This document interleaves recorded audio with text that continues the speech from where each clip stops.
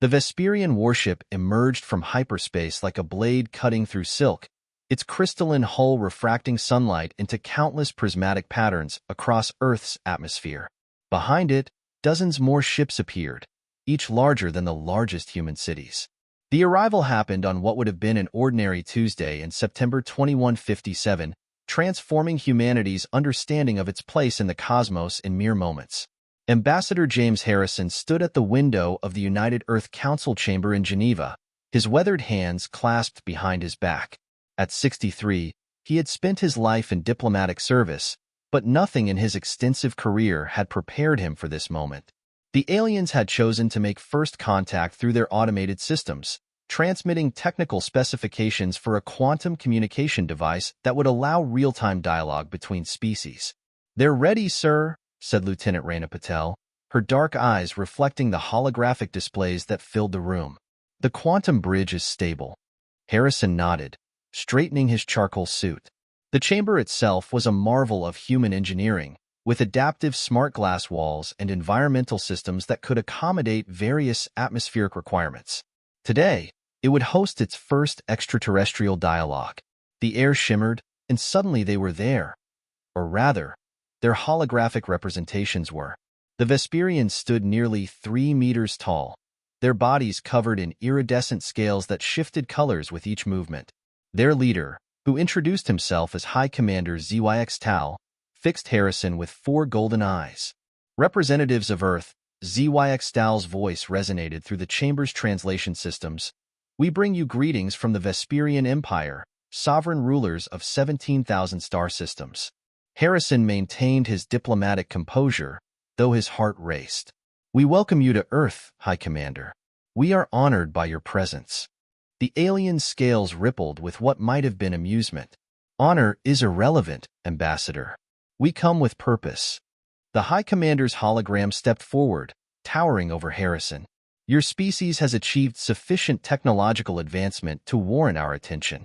The Empire requires resources, specifically human resources." A murmur ran through the Earth Council members present. Harrison remained silent, waiting. "Earth will provide the Empire with 1 million of your most capable individuals annually. They will serve in our military, our research facilities, and our construction projects. In exchange, we will grant Earth protectorate status and limited access to our technological database." Harrison's jaw tightened. "And if we decline?" The High Commander's scales shifted to a deep crimson. "Decline? Ambassador, perhaps you misunderstand. This is not a negotiation. The Empire does not negotiate. We have encountered 12,000 civilizations. None have refused us and survived." The chamber fell silent. Harrison could feel the weight of history on his shoulders, the lives of billions hanging on what happened in the next few moments. He thought of his granddaughter, of all the children on Earth who deserve to grow up free.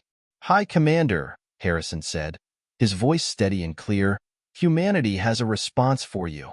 He paused, making eye contact with each of the 4 golden orbs before him. "We decline."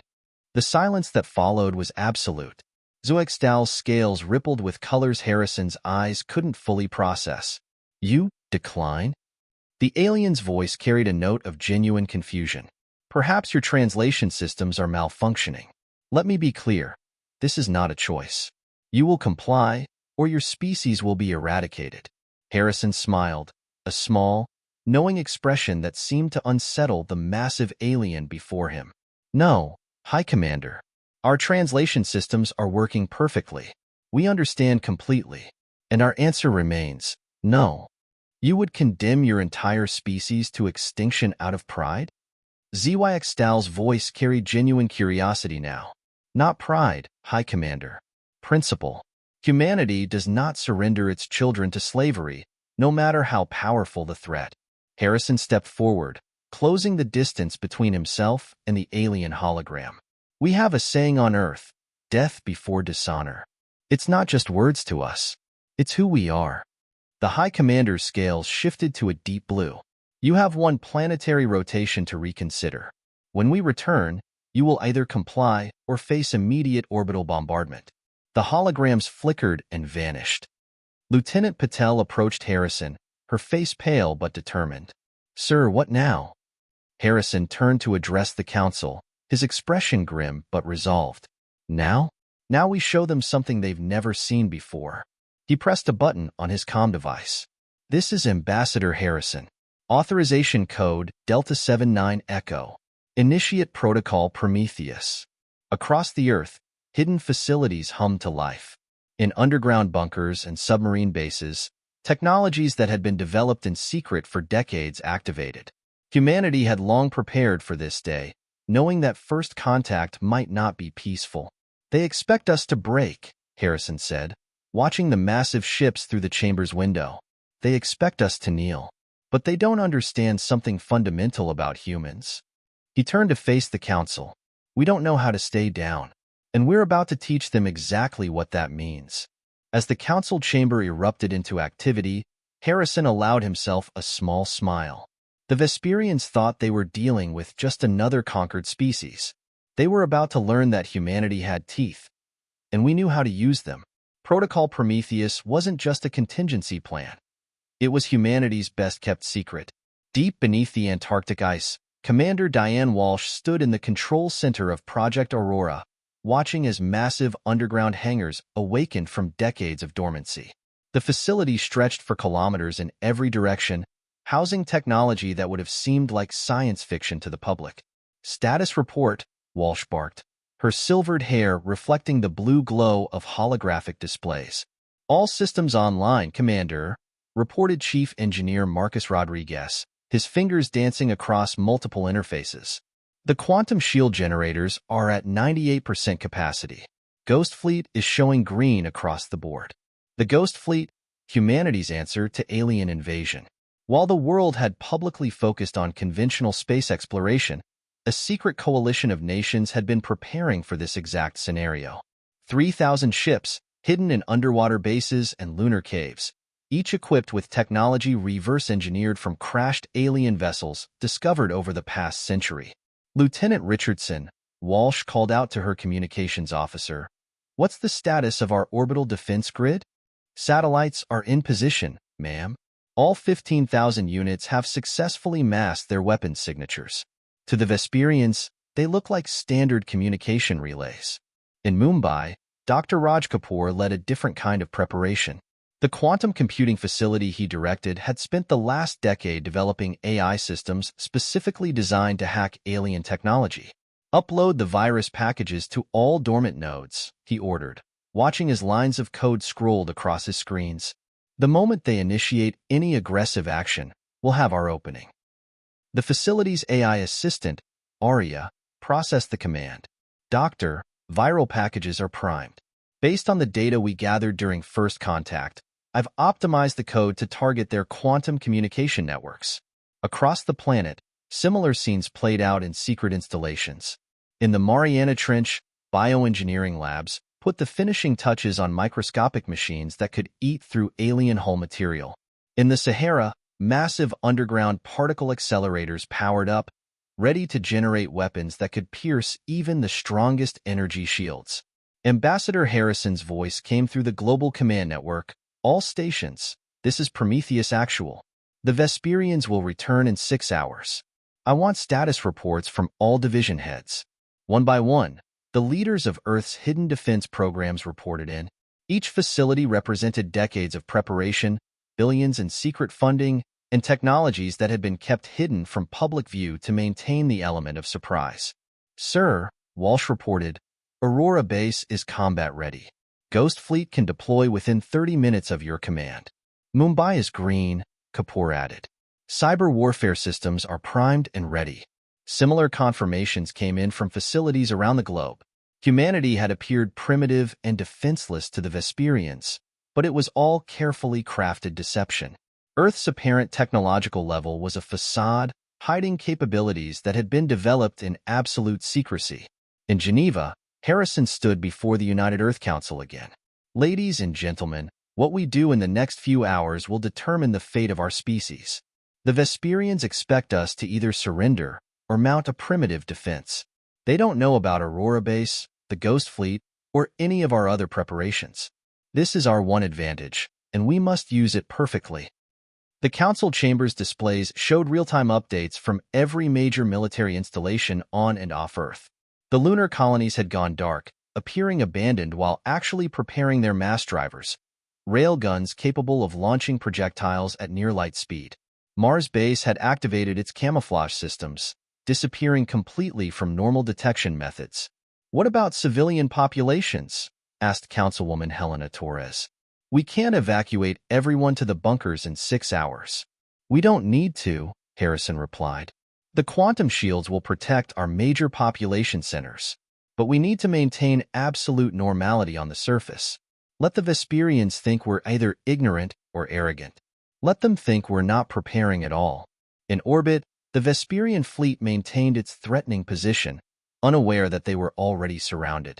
Thousands of stealth satellites tracked their every movement, while automated factories on the dark side of the moon produced more weapons and ships every hour. Commander Walsh walked through the Ghost Fleet's main hangar, inspecting the ships that would soon see their first combat.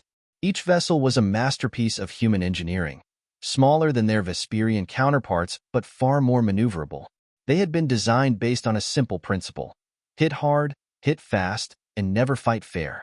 "Commander," Rodriguez called out, "we're picking up movement from the Vesperian fleet. They're repositioning for what looks like attack formations." Walsh smiled grimly. "Right on schedule. All hands to battle stations. But remember, no one moves until we get the signal from Ambassador Harrison. Let them think they've got us cornered. Let them think we're weak." In the depths of space, the massive Vesperian ships began to move, their crystalline hulls gleaming in the sunlight. They had no idea that every movement was being tracked, analyzed, and fed into Earth's defense systems. They had no idea that humanity had spent generations preparing for this moment. As the deadline approached, Harrison stood at the window of his office in Geneva, watching the sky. "Send word to all commands," he ordered. "Operation Silent Storm is now active. May God have mercy on their souls, because we won't." The trap was set. Humanity was ready. And in a few hours, the Vesperian Empire would learn a harsh lesson about underestimating Earth. The Vesperian fleet appeared exactly on schedule, their massive ships darkening Earth's skies. High Commander Zyxtal's hologram materialized in the Geneva chamber, scales gleaming with anticipated victory. "Your time has expired, Ambassador Harrison. What is humanity's final answer?" Harrison stood calmly, hands clasped behind his back. "Our answer remains unchanged, High Commander." "No. Then you have chosen extinction." Zyxtal's scales flashed crimson. "Open fire." The first Vesperian plasma beams lanced toward Earth's major cities. They expected devastation. Instead, their weapons splashed harmlessly against invisible barriers, the quantum shields springing to life in a spectacular display of iridescent energy. "Now," Harrison commanded into his secure comm link, "execute Operation Stardust." Commander Walsh's voice crackled through the command network. "Ghost Fleet launch?" Across the planet, the ocean's surface erupted as hundreds of sleek warships burst from their underwater hangars. From the moon's dark side, hundreds more emerged from hidden bases. The Vesperian fleet suddenly found itself surrounded by vessels that hadn't existed moments before. "What is this?" Zyxtal demanded, his hologram flickering with agitation. "This," Harrison replied with a grim smile, "is humanity's real face." Dr. Kapoor's voice came through the command channel. "Arya, execute Viral Package Alpha." The AI's response was immediate, deploying cyber warfare protocols. Throughout the Vesperian fleet, ships began losing control of their systems. Weapons powered down, shields flickered, and communication arrays went dark. The virus, designed to exploit quantum entanglement channels, spread through their network like wildfire. "Ghost Fleet, weapons free," Walsh ordered. "Execute Combat Pattern Omega."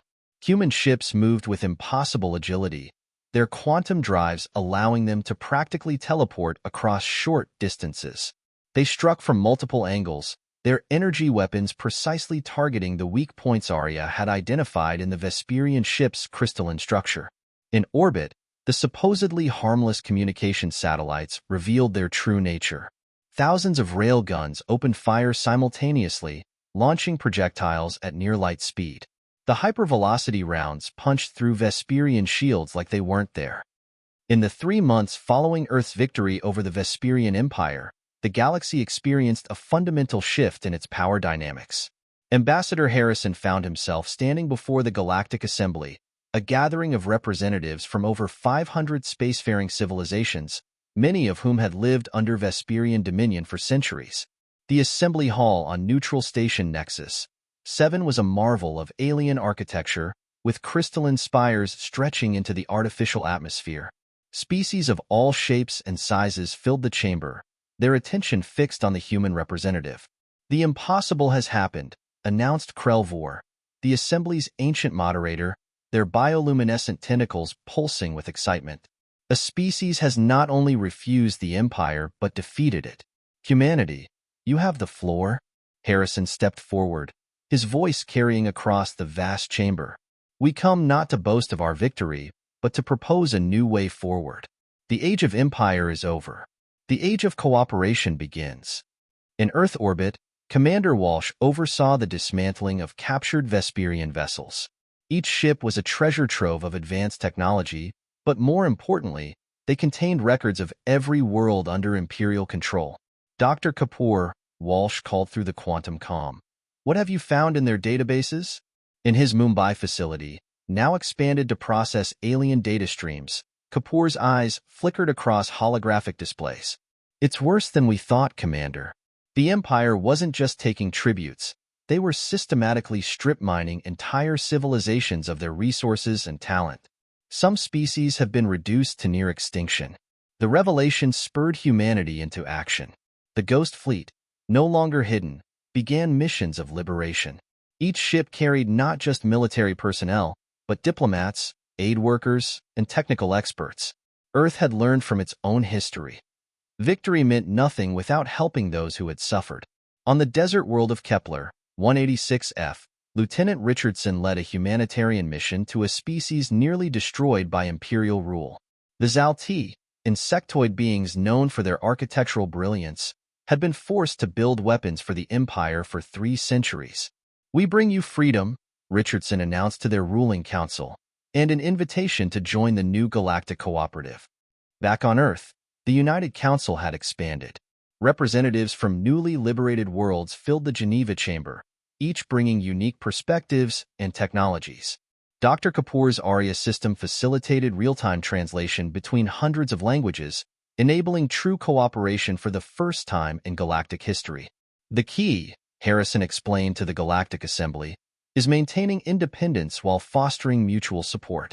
Earth will share its defensive technologies freely, ensuring no species can ever be subjugated again." Commander Walsh's Ghost Fleet became the foundation for a new peacekeeping force, with ships crewed by members of multiple species.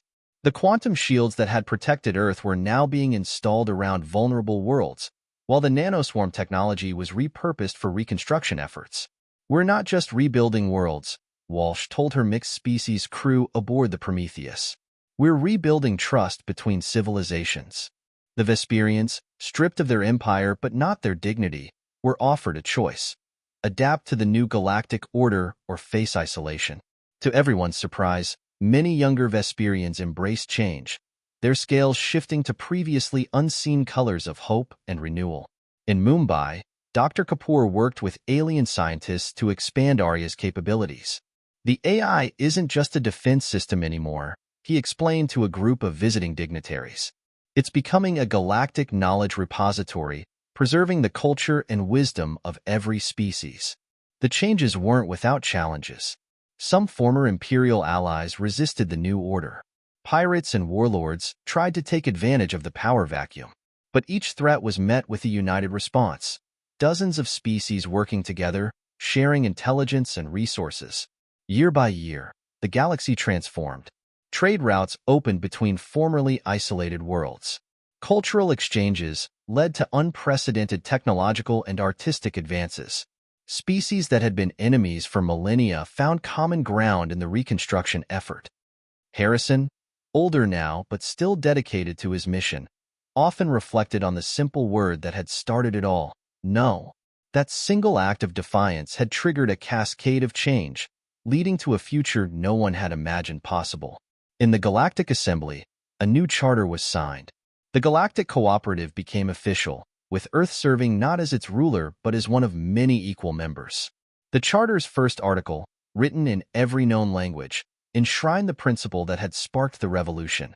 No sentient species shall ever be subjugated by another. On the anniversary of the Vesperian defeat, ships from hundreds of worlds gathered in Earth's orbit for a celebration of unity. Their crews represented the full spectrum of galactic life, each contributing to the new era of peace and cooperation. Commander Walsh, standing on the Prometheus's observation deck, watched the spectacular display of ships against the starlit background. "We didn't just win a war," she said to her mixed-species bridge crew.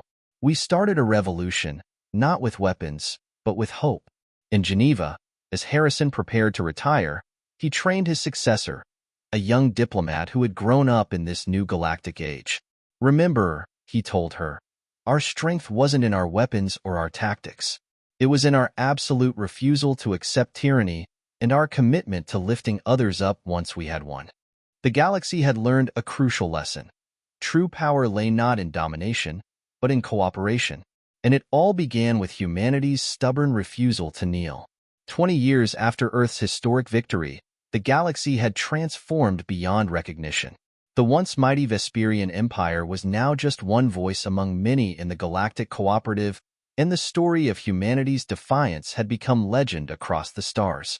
Ambassador Harrison, now in his 80s, stood at the podium of the newly constructed Unity Academy on Mars. Before him sat the first graduating class of the Galactic Diplomatic Corps, young representatives from over 300 species, including humans and reformed Vesperians. "When I said no to the Empire that day," Harrison began, his voice carrying the weight of history, "I wasn't just speaking for Earth.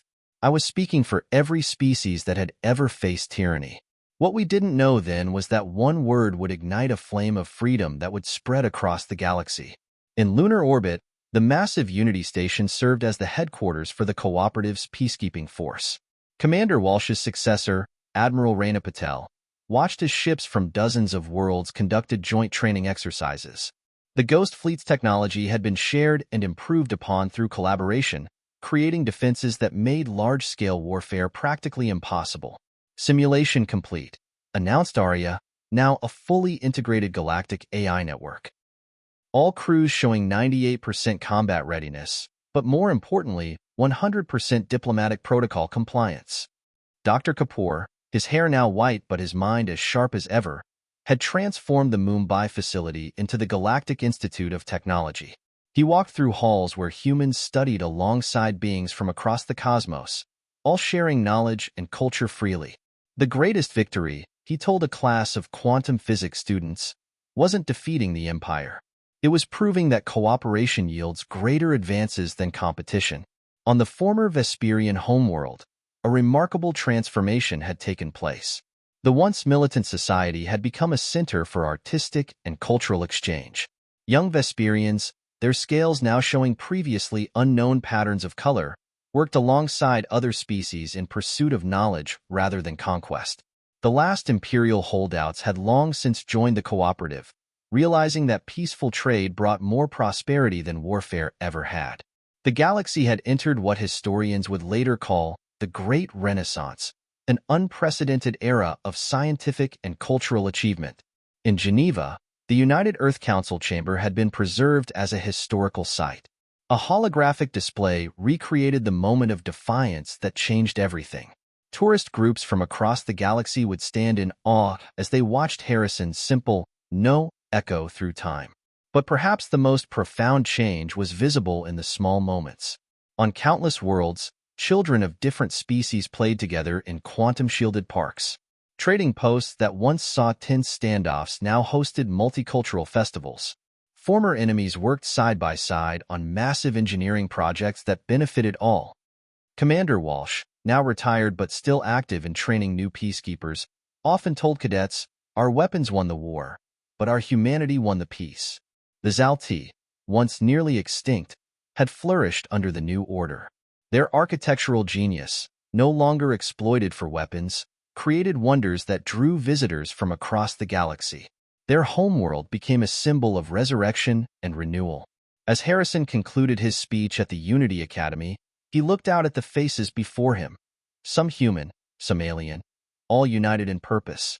The universe is vast, he said, but it's not our differences that define us. It's our shared commitment to freedom, dignity, and mutual respect. In the decades that followed, humanity's role in the galaxy evolved.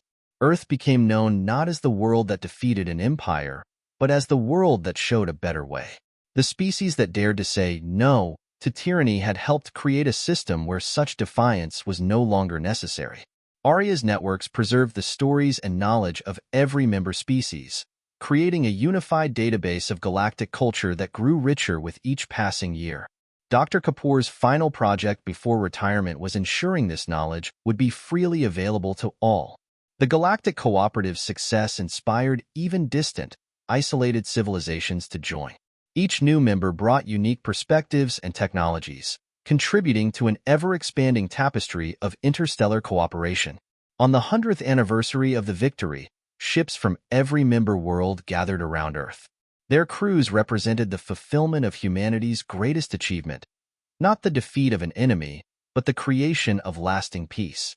As the celebration began, Harrison's words from long ago were broadcast across the galaxy in every known language. We choose freedom. We choose cooperation. We choose to stand together. The former ambassador, now looking down from Unity Station in his final years, watched the spectacular display with tears in his eyes.